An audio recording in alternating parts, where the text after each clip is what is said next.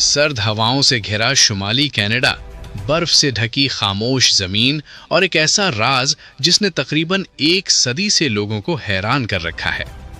سال 1930، مقام اینجیکنی لیک۔ کہا جاتا ہے کہ یہاں ایک چھوٹا سا انویٹ گاؤں آباد تھا۔ لوگ سادہ زندگی گزارتے تھے، شکار کرتے، مچھلیاں پکڑتے اور سخت موسموں میں ایک دوسرے کا سہارا بنتے تھے۔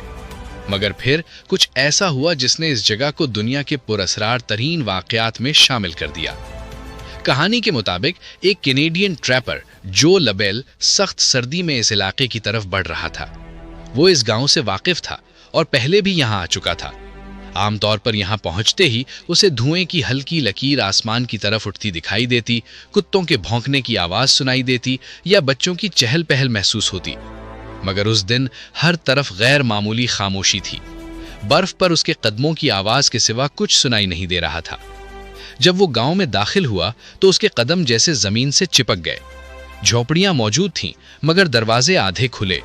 اندر برتن رکھے تھے، کچھ جگہوں پر کھانا تیار حالت میں پڑا تھا۔ شکار کی اوزار اور بندوقیں اپنی جگہ موجود تھیں۔ ایسے علاقے میں جہاں زندہ رہنے کے لیے ہر چیز قیمتی ہوتی ہے، سامان یوں چھوڑ دینا ناقابل یقین تھا۔ ایسا لگ رہا تھا جیسے لوگ اچانک کسی آواز یا خطرے پر سب کچھ چھوڑ کر باہر نکلے ہوں اور پھر کبھی واپس نہ آئے ہوں۔ روایت میں یہ بھی کہا جاتا ہے کہ گاؤں کے قریب چند قبریں کھودی ہوئی پائی گئیں۔ اگر یہ سچ تھا تو معاملہ اور بھی پراسرار بن جاتا ہے۔ کیا کوئی بیرونی حملہ ہوا؟ مگر نہ خون کے آثار، نہ جدوجہد کے نشانات۔ برف پر بھی کوئی واضح قدموں کے نشان نہیں ملے جو اجتماعی نقل مکانی کی طرف اشارہ کریں۔ بس ایک سناٹا، ایسا سناٹا جو انسان کے اندر تک اتر جائے۔ جو لبیل نے واپس جا کر حکام کو اطلاع دی۔ کہا جاتا ہے کہ رائل کینیڈین ماؤنٹڈ پولیس نے اس واقعے کی تحقیقات کی، مگر بعد کے ریکارڈز میں اس طرح کی کسی بڑی کارروائی یا اجتماعی گمشدگی کا واضح ثبوت نہیں ملتا۔ یہی وہ مقام ہے جہاں سے یہ واقعہ حقیقت اور افسانے کے درمیان معلق ہو جاتا ہے۔ کچھ محققین کے مطابق اس کہانی کا بنیادی ماخذ 1930 کی ایک اخباری رپورٹ تھی، جسے سنسنی خیز انداز میں شائع کیا گیا۔ وقت کے ساتھ ساتھ لوگوں نے اس میں نئی تفصیلات شامل کیں۔ قبریں، آسمانی روشنی، پراسرار آوازیں، ہر نئی نسل نے اس داستان میں ایک نیا رنگ بھرا۔ مگر سرکاری سطح پر اتنی بڑی گمشدگی کا کوئی مضبوط ثبوت سامنے نہیں آیا۔ شمالی کینیڈا کے انویٹ قبائل اکثر موسم کے مطابق نقل مکانی کرتے تھے۔ خوراک کی تلاش، شکار کی تبدیلی یا شدید موسمی حالات انہیں اچانک علاقہ چھوڑنے پر مجبور کر سکتے تھے۔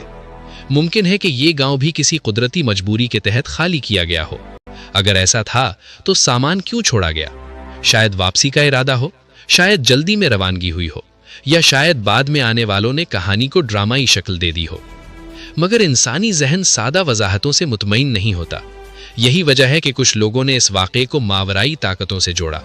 کچھ نے دعویٰ کیا کہ آسمان پر عجیب روشنی دیکھی گئی تھی، کچھ نے اسے UFO نظریات سے ملا دیا۔ یوں ایک ممکنہ موسمی ہجرت دنیا کی پراسرار ترین گمشدگیوں میں شمار ہونے لگی۔ حقیقت کیا ہے؟ شاید ایک عام سا واقعہ جسے وقت اور تخیل نے غیر معمولی بنا دیا، یا شاید واقعی کچھ ایسا ہوا جس کا کوئی نشان باقی نہ بچا۔ تاریخ میں کئی ایسے ابواب ہیں جو مکمل طور پر دستاویزی شکل میں محفوظ نہیں ہو سکے، خاص طور پر دور دراز برفانی علاقوں میں جہاں معلومات کا بہاؤ محدود تھا۔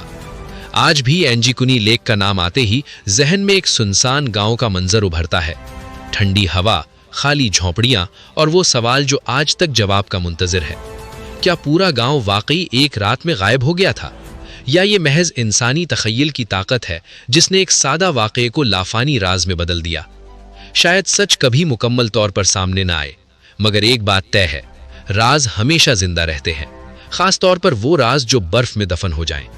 اگر آپ کے خیال میں یہ ایک حقیقی پراسرار واقعہ تھا یا صرف ایک شہری افسانہ، اپنی رائے ضرور بتائیں، کیونکہ کچھ کہانیاں ختم نہیں ہوتی، وہ صرف سوال چھوڑ جاتی ہیں۔ حقیقت یہ ہے کہ اس واقعے کے سرکاری ثبوت کمزور ہے، مگر کہانی آج بھی زندہ ہے۔ شاید ایک موسمی ہجرت تھی، شاید ایک غلط رپورٹ، یا شاید کچھ ایسا جو کبھی ریکارڈ ہی نہ ہو سکا۔ فیصلہ آپ کریں۔ اگر آپ کو اسی پراسرار اور سچی کہانیاں پسند ہے تو ویڈیو کو لائک اور پاک ریسرچ چینل کو سبسکرائب کریں، اور اگلے راز کے لیے تیار رہے، کیونکہ کہانیاں ختم نہیں ہوئی، وہ صرف نئے سوال چھوڑ جاتی ہے۔ اور یہ بھی بتائیں کہ اگلا ویڈیو ہم کس موضوع پر بنائیں۔ شکریہ۔